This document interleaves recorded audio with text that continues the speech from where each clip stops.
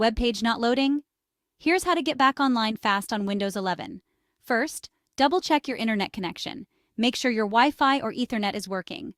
Next, restart your router and modem. Just unplug them, wait a minute, then plug them back in.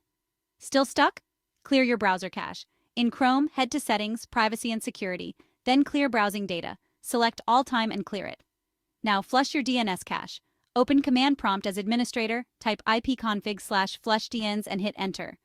You can also switch your DNS servers to Google's 8.8.8.8 and 8.8.4.4, or try OpenDNS.